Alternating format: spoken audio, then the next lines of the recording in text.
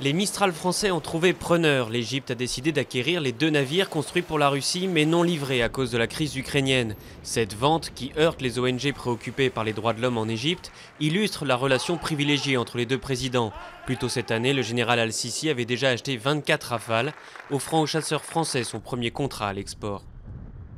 Complicité affichée à la Maison-Blanche entre le pape argentin et le président américain. Sur 2 chantiers clés pour la fin de son mandat, le climat et Cuba, Barack Obama a salué le soutien du pape. François, qui s'est présenté comme un fils d'une famille d'immigrés, a aussi insisté sur l'urgence climatique, un combat qui ne peut être laissé à la génération future, et a réclamé un développement qui intègre les exclus.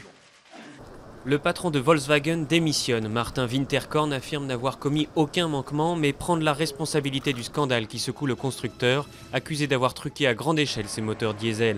Le groupe automobile allemand, aux 600 000 salariés, a perdu depuis le scandale près d'un tiers de sa capitalisation boursière.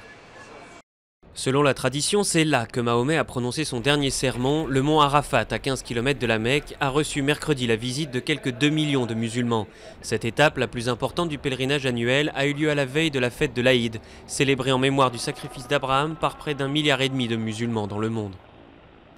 Invitation au voyage dans le temps. 180 ans après avoir lancé la première ligne du continent, la Belgique inaugure son musée du train près de Bruxelles. Chaudières lustrées, rouages huilés, ces élégantes de métal, rescapées de la ferraille, invitent désormais le visiteur à prendre les commandes et à actionner le sifflet à vapeur, avant de conduire à 400 km/h, celle du futur.